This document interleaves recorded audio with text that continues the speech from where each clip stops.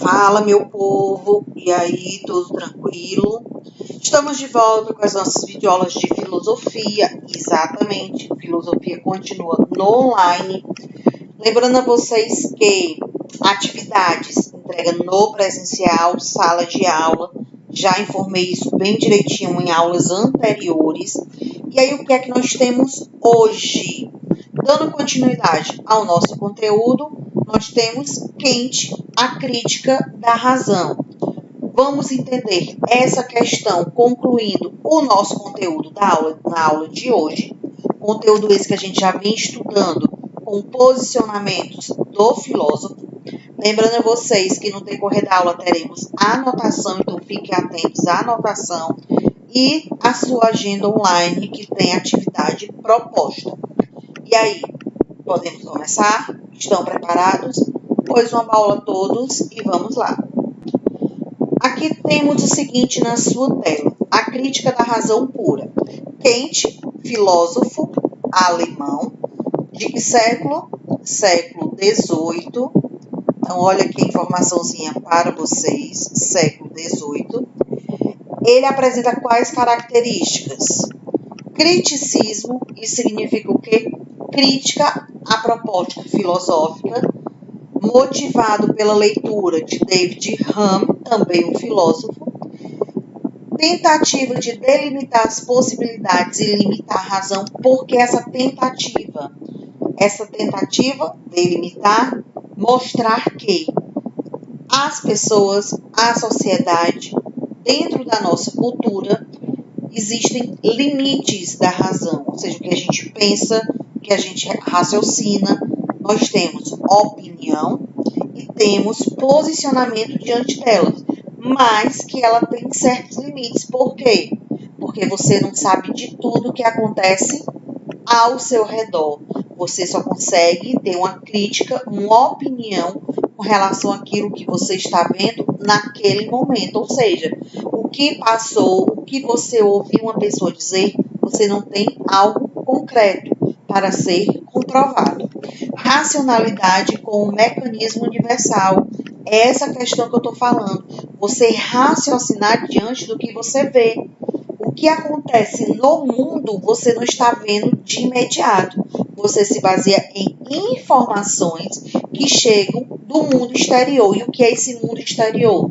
Através de uma rede social, através de um site de pesquisa, através de uma pessoa falando para você, de um telejornal na televisão, de algo que você ouviu no rádio. Então, dali sim, você vai desenvolver o seu senso crítico, ou seja, o criticismo sobre determinados assuntos. Mas aqui no caso de Kant, é com base em quê? Na filosofia. E aqui nós temos estruturas, categorias e formas de percepção. E aqui olha a palavrinha-chave, a priori, ou seja, já dadas e universais. Por que a priori? Porque é aquilo que você está recebendo. Significa que é o quê? A informação do que você está recebendo. Tempo, espaço e conceitos gerais, como de quantidade, necessidade e casualidade, são definidos pelo sujeito. E quem é esse sujeito? Está associado com os acontecimentos.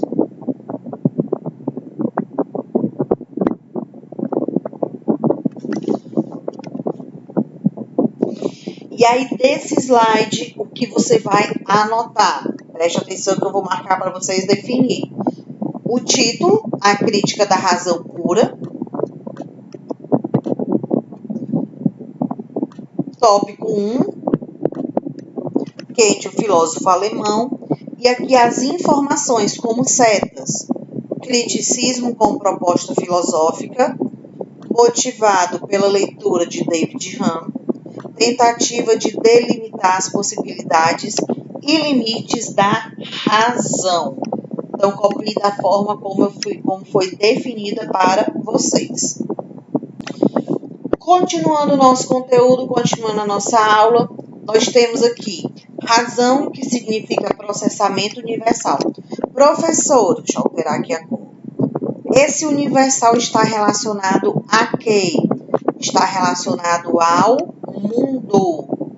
Significa que são todas as pessoas, todas as ações que ocorrem no mundo. É a sua opinião crítica sobre os acontecimentos mundiais. Então, a palavra universal está associado ao mundo.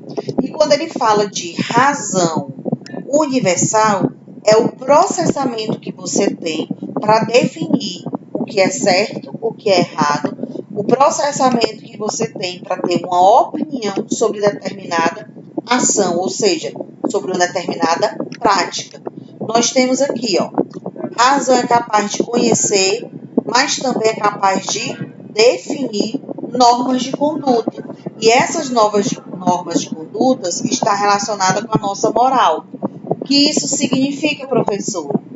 Que a sua razão crítica, o seu criticismo tem que estar sempre pensando no bem-estar do outro. Por quê?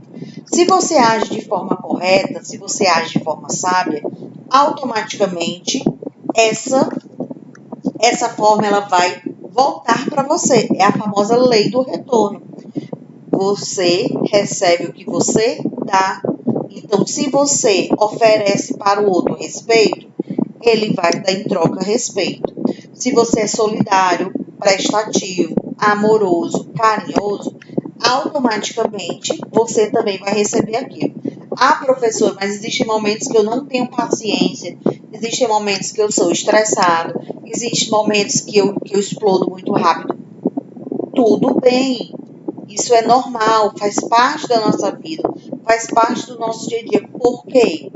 Porque você, eu, nós desenvolvemos a crítica diante de qualquer ato. Então, quando você se estressa, quando você fica com raiva, quando você fica bravo, é porque é algo que você esperava que acontecesse de forma correta, não aconteceu.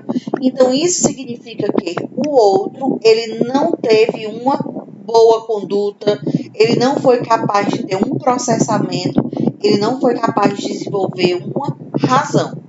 Dever moral não é externo, é cultural ou social. Isso quer dizer que faz parte da nossa cultura, mas sim ele é alcançado inteiramente pelo sujeito. Esse sujeito se referem às pessoas. Proposta de afirmar a possibilidade de uma ética universal. Olha aí a ética universal. A palavra universal se refere ao quê? Ao mundo. Então, a ética do mundo está relacionada com a metafísica de costumes. O estudo do comportamento. Comportamento que nós temos como base ações do homem. E quando eu falo homem para vocês, não estou me referindo ao sexo masculino. O homem, estamos se referindo ao ser humano, que dentro da história, o homem, ele faz parte desse contexto. Ok? Vou limpar aqui a tela para vocês. Vão colocar pausa e copiar essas informações. De que forma? Lá tivemos o ponto 1, agora aqui é o ponto 2. Ponto 2, primeira seta, segunda seta e terceira seta. Coloque pausa e copie. E aí chegamos neste contexto do ser humano, suas ações, desejos, impulsos e sentimentos, que a gente pega o que eu acabei de falar para vocês. Ações positivas, mas também ações negativas. Oferecer sempre palavras boas, mas ao mesmo tempo tem alguns momentos que a gente acaba perdendo a cabeça, se estressando, ficando chateado. Então vamos entender aqui, ó. Ser humano. Ações motivadas por desejos. Desejos esses que muitas vezes a gente não pensa antes de realizá-lo. Como assim, professora? Eu desejo jogar bola. Mas será que você sabe jogar bola? Não, mas eu desejo. Você precisa ter uma noção, certo? Tia, então, o interclasse, como é que fica? A gente pode pegar nesse contexto? Pode. Os nossos desejos de vencer, de sempre ter coisas boas, de tentar dar o melhor, está relacionado aqui, ó, com impulsos e sentimentos, mas também pela vontade. Essa vontade está relacionada à motivação, à racionalidade exercida dentro do nosso cotidiano. Vontade ou motivação de ser correto pelo simples fato de ser correto. O que isso significa? Eu sei que isso está certo? Preciso que alguém me diga que está certo? Não preciso. Eu sei que isso está errado. Alguém precisa me dizer que está errado? Também não, porque se eu sei, eu tenho a consciência, então a vontade ou motivação deve ser correto. Você sempre tem que procurar a maneira certa de agir. Você sempre tem que procurar o melhor caminho. Vou limpar para vocês. E aí, como é que vai ser? Ponto 3, ser humano. E nós temos as setas de observação. Coloque pausa e copie. Mas toda ação humana também tem uma ação moral. Então, temos aqui, essa ação só pode ser considerada moral se for realizada, deixa eu alterar a cor, se for realizada pelo dever moral. O que isso quer dizer? Ações motivadas por interesses e sentimentos, olha a palavrinha não, validam a ação como moral, mesmo que seja sentimentos bons e que a ação coincida com o dever moral. Ação de acordo com o dever não é o mesmo que ação pelo dever. Professora, não entendi. Você pode explicar? Claro. Ele está dizendo que a ação moral ela está associada ao seu cotidiano, à sua crítica, mas que nem sempre o sentimento bom quer dizer que você está agindo com moral. Por quê? Porque muitas vezes o seu sentimento bom pode prejudicar o outro. Aquela questão de sempre ajudar o outro, mas será que a ajuda naquele momento é a ajuda certa? Você sempre falar a verdade, você sempre falar as coisas para as pessoas, ser claro. Será que naquele momento era o momento certo de você falar a verdade? Era o momento certo de você ser claro? Então, nós temos essa questão. Vou limpar. Ponto 4 e copie as duas setas. Então, para concluir a nossa aula de hoje, só recapitulando, Kant, filósofo alemão, relacionando a crítica da razão, nós temos a questão moral, a questão humana, sempre está relacionado com o nosso criticismo, a crítica, a sua opinião diante de várias situações, e que essas situações você tem que sempre procurar o momento certo para se posicionar, porque nem sempre os atos bons são os atos certos naquele momento. Isso significa que você tem que pensar antes de falar para não acabar magoando ou ofendendo alguém. No decorrer da nossa aula, tivemos a anotação, lembrando que ela deve ser entregue na sala de aula, em sala, não envia mais no Class, e também fique atento à sua agenda online, porque lá tem as informações sobre a atividade da nossa aula de hoje. Vamos ficando por aqui. Qualquer dúvida que tiver, pode perguntar na sala, irei explicar. E não esqueçam o dia que foi combinado para entregar as atividades de filosofia na sala de aula. Até o nosso próximo encontro, até a nossa próxima aula. Tchau!